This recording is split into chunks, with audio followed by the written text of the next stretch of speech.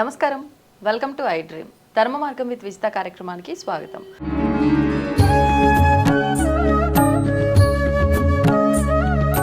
నమస్కారం అమ్మ. నమస్తే అమ్మ, ఎక్కువగా చిన్న పిల్లలకి కానీ ఎక్కువగా ఎవరైనా భయపడుతున్నా కూడా చెప్తూ ఉంటారు హనుమంతుడి ఆరాధన కానీ హనుమాన్ చాలీసా కానీ ఎక్కువగా పారాయణం చేస్తూ ఉండాలి అని చెప్పి. ముఖ్యంగా అంటే భయాన్ని వదిలించి ధైర్యంగా ఉండడం కోసమైనా హనుమాన్ చాలీసా ఇంకా ఏమైనా ప్రయోజనాలు ఉన్నాయా? లేదు నాన్న, విశ్వ నియమాల ప్రకారము ఒక శబ్దశక్తిని యంత్రంలో ప్రతిష్ఠేపించినట్టు, యంత్రంలో పెట్టినట్టుగా ఆ శబ్దశక్తిని అంతా యంత్రంలాగా చేశారు హనుమాన్ చాలీసాలో. ఆ యంత్రంలాగా ఉంటుంది. 40 చౌహాన్లు ఏవైతే ఉన్నాయో ధ్వని వైబ్రేషన్ కలిగి ఉంటుంది. అవి మన షట్చక్రాలన్నింటినీ ఓపెన్ చేస్తుంది. అంటే ఏమవుతుంది, దిష్టి తగిలినా ఏదన్నా భయాలున్నా ఇవన్నీ క్లోజ్ అయిపోతాయి కదా, అవన్నీ ఓపెన్ కావడానికి.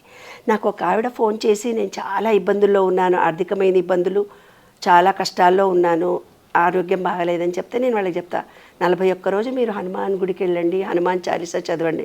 చదవగానే చాలా మార్పు కలుగుతుంది నాన్న, చాలా మార్పు కలుగుతుంది. మనకు తెలియకుండానే మనలో మూలాధార చక్రము ఓపెన్ అయిపోతుంది. మూలాధార చక్రం అంటే హనుమంతుడికి బలము. ఆ బలం మనకు వస్తుంది, వీరత్వం కలుగుతుంది, అజేయమైన శక్తి మనలో వస్తుంది. ఆ ధ్వనుల వల్లనే మనలో భయము, అస్థిరత కూడా పూర్తిగా తొలగిపోతుంది. లా ఆఫ్ వైబ్రేషన్ చేసి మన మూలాధార చక్రం యాక్టివేట్ అవుతుంది. స్వాధిష్టాన చక్రంలో మనకేమవుతుందంటే భక్తి, వినయము, సేవ అనేవి కూడా పెరిగిపోతాయి. దాంట్లో కోపము, అసూయ, బాధ అనేది ఉండవు.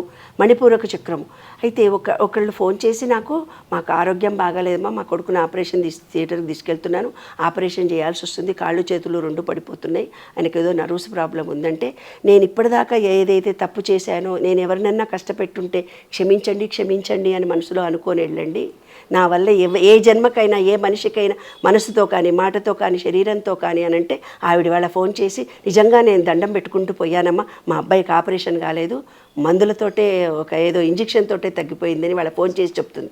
కాబట్టి మనం ఏదైతే కృతజ్ఞతాభావాన్ని ఇలా హనుమాన్ చాలీసా లాంటిది పవిత్రమైన ప్రేమ, భక్తితోటి మనం చదువుతామో మనలో అసూయ, కోపము, ద్వేషం పోతాయి నాన్న. మణిపూరక చక్రం యాక్టివేషన్. మణిపూరక చక్రం అంటే చెప్పాను కదా, సముద్రం దుంకడము, లంకా వెళ్ళడము, సంజీవిని తీసుకురావడం, ఇలాంటి గొప్ప పనులన్నీ చేయాలంటే శక్తికి ఏమైందే, తిన్నవా లేదా, ఎట్లా కూర్చున్నావు అంటాం కదా. అంటే అర్థం ఏంటిదంటే, మన మణిపూరక చక్రం వీక్గా, డల్గా ఉన్నోళ్ళు ఇలా పడిపోతున్నట్టుంటారు. మనమేమో గట్టిగా మాట్లాడిస్తుంటాం. మణిపూరక చక్రం యాక్టివ్ మనకి. అనాహత చక్రం భక్తి, ప్రేమ కలిగినటువంటిది. ఈ రాముణ్ణి అనాహత చక్రంలో ఎక్కడుంటావనైనా, రాముడు ఎక్కడున్నాడో చూపించంటే చూడు అన్నాడు. అంటే హృదయంలో ప్రేమ, కృతజ్ఞత, కరుణ. ఆయన నిరంతరము రామసేవ చేస్తూ రామ అంటూ సేవ చేస్తూ, విశుద్ధి చక్రం ఏమి సృష్టత, జ్ఞానము, ధర్మాన్ని కూడా అందువల్ల మనం ఎప్పుడైతే హనుమాన్ చాలీసాను రిపీటెడ్గా చదువుతూ పోతాం, మూలాధారము, స్వాదిష్టము, మణిపూరకము, అనాహతము, విశుద్ధి చక్ర యాక్టివేట్ జరుగుతూ పోతుంటుంది. అంటే ఈ అనంత విశ్వ చైతన్యానికి మనము లింక్ కలుగుతుంది. సెల్ ఫోన్కు ఛార్జింగ్ పెట్టుకున్నట్టుగా మనకు ఛార్జింగ్ అయిపోతుంది. అంటే ఏంది, హనుమంతుడు అనేవాడు వ్యాకరణ పండితుడు, వ్యాకరణంతో కనెక్షన్ ఇచ్చాడు. ఆయన జ్ఞానసాగరుడు, మనను జ్ఞానంలో ముంచుతున్నాడు. ఇలాగా అష్టసిద్ధి నవనిధికే దాత జ్ఞానం చెప్పింది. ఏవైతే దరిద్రమైన ఇబ్బందులు పడుతున్నారో మీరు హనుమాన్ చాలీసా చదువుకోండి, ధనవంతులు కూడా అయిపోతారంటారనమాట.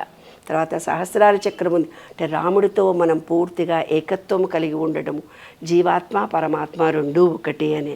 ఇలాగా ఏవైతే మనము హనుమాన్ చాలీసాని మనం మళ్ళీ ఏం చేస్తాము, 40 రోజులు చదవండి రా బాబు, 41 రోజులు చదవండి రా బాబు, 21 రోజు. అంటే ఏదైనా ఒక ఆహార పదార్థం మనం తిన్న తర్వాత 40 రోజులైతే జీర్ణంలో అవి కావలసినటువంటి ధాతువుల రూపం పొందుతాయి. 40 రోజులు పడుతుంది మనం తిన్న ఆహారము పూర్తిగా ఎనర్జెటిక్ అయ్యి అవి ఆ ఫలితాన్ని ఇవ్వడానికి. మన డిఎన్ఏలో కొన్ని పాపాలు చేసి ఉంటాం, పితృదోషమో మాతృదోషమో ఏవేవో దోషాలు అంటుంటారు.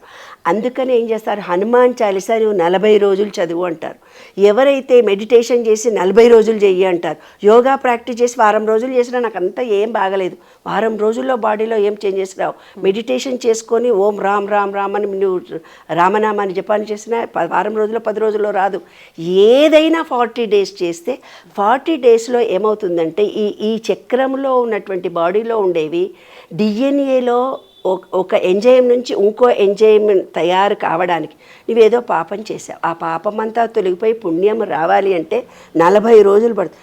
నీ మానసిక స్థితి శారీరక స్థితి కలిసి ఈ ఆత్మ మనస్సు చైతన్యము 3 ఒకంతగా మారడానికి 40 రోజులు పడుతుంది. అందుకే హనుమాన్ చాలీసా 40 డోస్ చదవమని 41 రోజు చదవమంటాము. ఈ 41 రోజు హనుమాన్ గుడి చుట్టూ తిరుగు అంటాము. అదే అంతర రహస్యం. ప్రదక్షిణలు కూడా 41 రోజు చేయాలి. 11 ప్రదక్షిణాలు 41 రోజు చేయాలి. హనుమాన్ చాలీసా చదువుతూ చేయాలి. లేదా జై హనుమా జై హనుమా జై హనుమా అంటూ చదవాలి. జై శ్రీరామ్ జై శ్రీరామ్ జై శ్రీరామ్ జై శ్రీరామ్ అంటే మణిపూరక చక్రం యాక్టివేషన్. శని దోషాలు పోతాయి, ఇబ్బందులు తొలగిపోతాయి, తర్వాత ధైర్యము వస్తుంది, అనుకున్న సంకల్పం మీద మనసు కలుగుతుంది. కానీ పూర్వకాలంలో ఏమనేవాళ్ళంటే ఆడోళ్ళు ఆంజనేయ స్వామికి పూజ చేయకూడదు అని అనేవాళ్ళు. అదంతా రాంగ్ నాన్న. స్త్రీలు పురుషులు అందరూ కూడా చేయొచ్చు. ఎవరైతే శారీరకంగా అంటే పురుషతత్వం ఎక్కువ వస్తుంది కాబట్టి స్త్రీలు చేస్తే పురుషతత్వం ఎక్కువ, మళ్ళీ మొగుడితో గొడవ పడతారేమో అని భయంతో డామినేటింగ్ ఎక్కువైపోతుందని వద్దన్నారు. కానీ ఇప్పుడు 41 రోజులు చేస్తున్నాము ఏదైనా అంటే ఒక దీక్ష, అది ఇంకా దీక్ష మండలపు దీక్ష అంటారు కదా నాన్న. అదే పాటించాలంటారా అమ్మ? మరి నియమాలు పాటించాలి. నియమాలు పాటించడం అంటూ ఏం లేదు.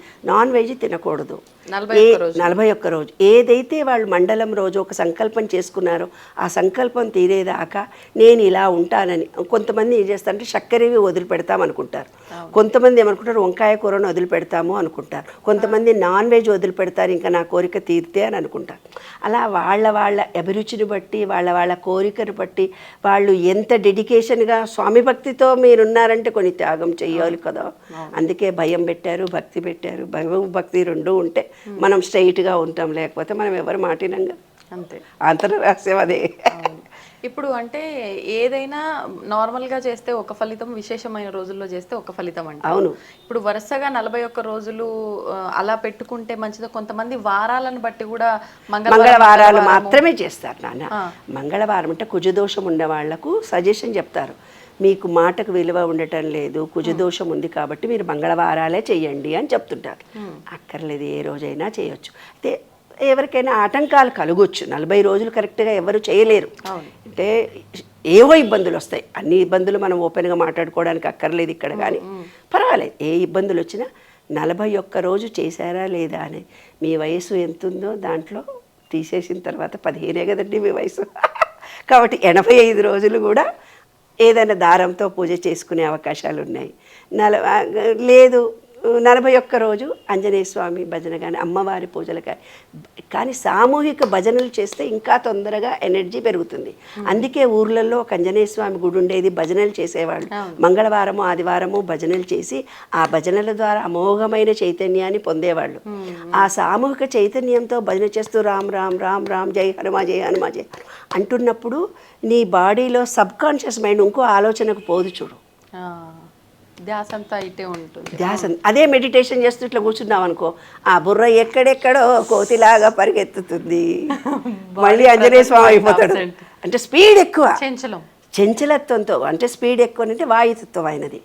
చిన్నగా కావాలంటే చిన్నగా అవుతాడు, పెద్దగా కావాలంటే పెద్దగా అవుతాడు, గట్టిగా ఉండాలంటే గట్టిగా ఉంటాడు, బలంతో ఉండాలంటే బలంతో ఉంటాడు. మనుషులు పిల్లలకు అందుకే మనం చిన్నప్పుడు ఏం చేస్తామంటే ఆంజనేయ స్వామి స్తోత్రం నేర్పించడము, జై హనుమాన్ రా నీకు బలం వస్తుంది అంటే కొన్ని రకాలైన బలాలు పిల్లల నుంచి దూరం చేసుకోవడానికే మనం హనుమంతుడి పూజలు పిల్లల చేత ఎక్కువ చేయిస్తాం. అలాగే సామూహిక భజనలు చేస్తే ఇంకా మంచిది. ధన్యవాదాలమ్మా.